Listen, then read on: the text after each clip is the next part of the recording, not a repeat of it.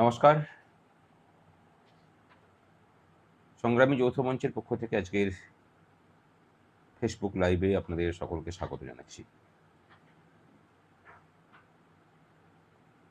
সংগ্রামী যৌথ মঞ্চ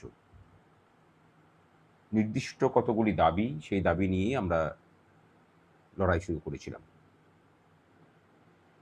হয়তো ইতিহাস একটু বলছি, সেখানে ধৈর্য ধরে শুনতেও হবে। আমরা যখন লড়াই শুরু করি তখন রাজ্যের কর্মচারীদের যে মহার্ঘ ভাতা বাকি আছে সেই কথা রাজ্যের কর্মচারীদের বলার কোথাও ক্ষমতা ছিল না, না সরকারের কাছে, না রাস্তাঘাটে, না বাজারে।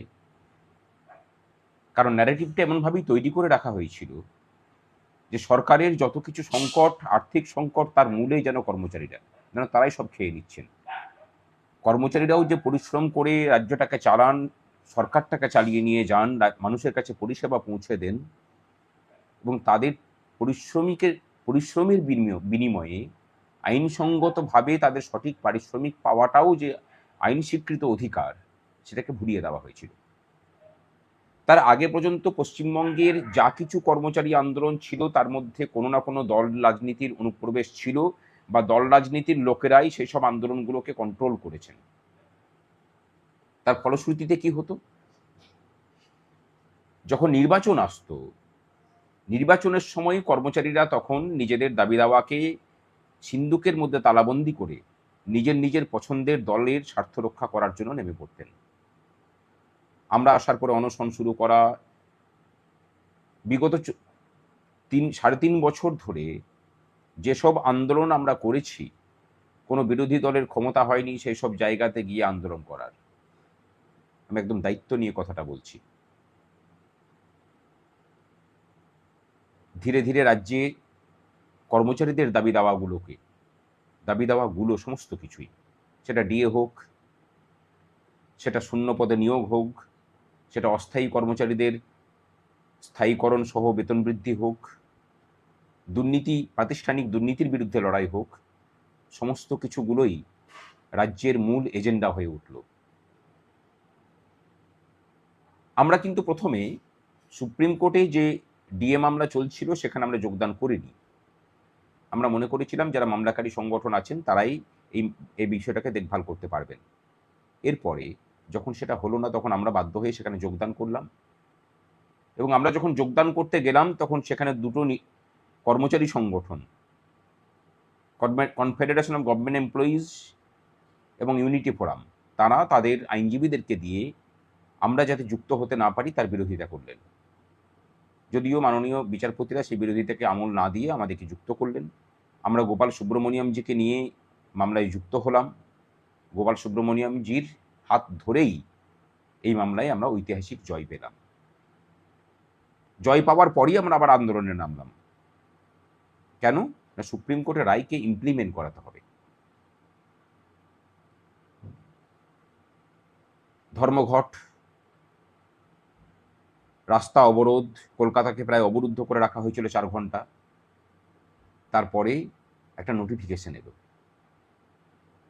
এবং যথারীতি ভোট যখন চলে এলো, আবার আমাদের সমস্ত কর্মচারী সংগঠন যখন নিজের দলের স্বার্থ রক্ষা করতে ব্যস্ত হয়ে পড়ল, তখন সংগ্রামী যৌথ মঞ্চ কর্মচারীদের দাবি দাওয়াগুলোকে নিয়ে সমস্ত রাজনৈতিক দলের সাথে কাছে গিয়ে দর কষাকষি শুরু করলো, এবং আলটিমেটলি বিজেপির সাথে বসে ঠিক হলো যে তারা যদি ক্ষমতায় আসেন, যদিও তাদেরই ক্ষমতায় আসার সম্ভাবনা সব থেকে প্রবল ছিল,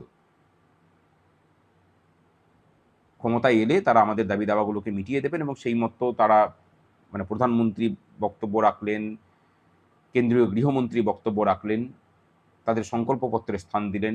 বর্তমান মুখ্যমন্ত্রী যখন বিরোধী দলনেতা তখন তিনি বক্তব্য রাখলেন, যদিও তিনি এই আন্দোলনের সাথে দীর্ঘদিন থেকে আছেন। আলটিমেটলি সরকার চেঞ্জ হলো, কর্মচারীদের প্রতি সরকারের দৃষ্টিভঙ্গির বদল ঘটল। আর এই সরকার বদলের পর থেকেই একদল কর্মচারী, যারা মূলত দলীয় স্বার্থ রক্ষা করার জন্য কর্মচারী সংগঠনটা করেন, তাদের কাছে কর্মচারী সংগঠন হচ্ছে দলীয় স্বার্থ রক্ষা করার একটা হাতিয়ার, কর্মচারীদের স্বার্থ রক্ষা করা নয়। তারা বলতে শুরু করলেন যে কর্মচারী সংগ্রামী যৌথ মঞ্চ তো এই সরকারের পুতুল হয়ে গেছে। দেখুন, সংগ্রামী যৌথ মঞ্চ প্রথম দিন থেকেই বিশ্বাস করে এসেছে যে আলোচনার মাধ্যমে সমাধান সূত্র বের করা প্রয়োজন। আমরা অন্তত 50টা চিঠি মাননীয় তৎকালীন মুখ্যমন্ত্রী তাকে লিখেছিলাম। আমরা লিখে পরে বলেছিলাম যে আলোচনায় বসতে চাই, কোনোদিন আমল দেননি। আলটিমেটলি কি হয়েছে, তাকে চলে যেতে হয়েছে, কারণ কর্মচারীদের সাথে লড়াই করে কেউ টিকে থাকে না। আলোচনায় বসা হলো। আমার মনে আছে যেদিন সুপ্রিম কোর্টে রায় এলো, বর্তমান মুখ্যমন্ত্রীর সাথে ফোনে যখন কথা হচ্ছিল, তিনি বললেন যে সরকার পরিবর্তন করুন, আমরা সব মিটিয়ে দেব। এখন এই কথাটা শুনে আপনাদের অনেক কমেন্ট আসছে যে সরকার পোষিত ক্ষেত্রের কর্মচারীদের কি হবে।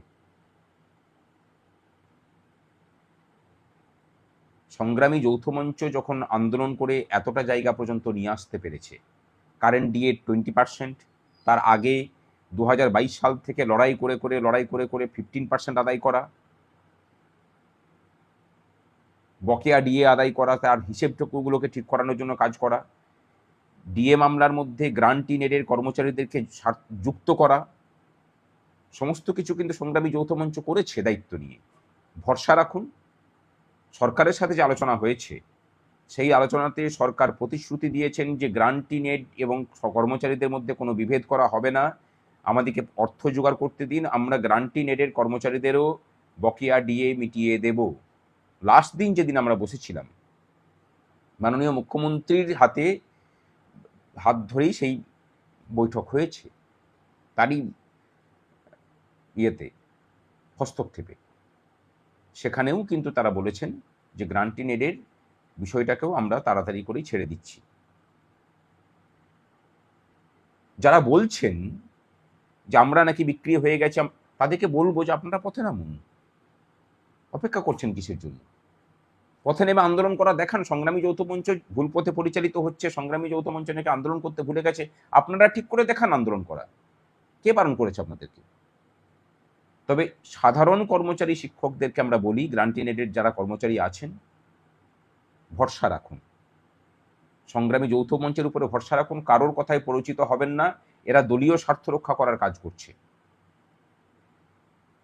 এই সরকার যখন কথা দিয়েছে, সরকারের উপর যা ভরসা করি তার থেকে বেশি ভরসা আমাদের নিজেদের উপরে আছে। বিগত সরকারটাকে যে পরিবর্তন করা হয়েছে, তাতে এখন যারা এই যেসব অতৃপ্ত আত্মার কর্মচারীদের সংগঠন আছে, তাদের কোনো ভূমিকা ছিল না। তারা চাননি যে মমতা ব্যানার্জি সরকার চলে যাক, সংগ্রামী যৌথ মঞ্চ চেয়েছিল। সরকারটাকে যখন বিদায় করতে পেরেছি, আমরা আমাদের নিজেদের শক্তিতে জানি যে গ্রান্টি নেডের কর্মচারীদের সমস্ত দাবি দাওয়া আমরা আদায় করে নেব। অপেক্ষা করুন, হয়তোবা সামনের সপ্তাহ বা তার পরের সপ্তাহের মধ্যেই গ্রান্টি নেডের কর্মচারীদের জন্য যে নোটিফিকেশন, সেই নোটিফিকেশন বের হবে। তারা কিছু টেকনিক্যালিটিসের কথা বলেছিলেন যে আইওএসএমএস প্রোফাইলের কিছু কিছু কর্মচারীদের নাকি এমপ্লয়ি আইডি পরিবর্তন হয়ে গেছে, কিন্তু এইসব টেকনিক্যালিটিসের জন্য কেন কর্মচারীরা তাদের পাওনা থেকে বঞ্চিত হবেন, যেই কথা যখন বলি তারা তখন কিন্তু কোনো উত্তর দিতে পারেননি, এবং সেখানে বৈঠকে বসে ঠিক হয় যে আপাতত আমরা 50% মিটিয়ে দেব। যদি না মেটাবে অসুবিধা কি আছে? আগামী 22 তারিখ বা 23 তারিখে সুপ্রিম কোর্টে শুনানি আছে, সেখানে আমরা কোর্ট অবমাননার মামলা তার আগে আমরা করে ফেলব, পিটিশন ফাইল করে নেব।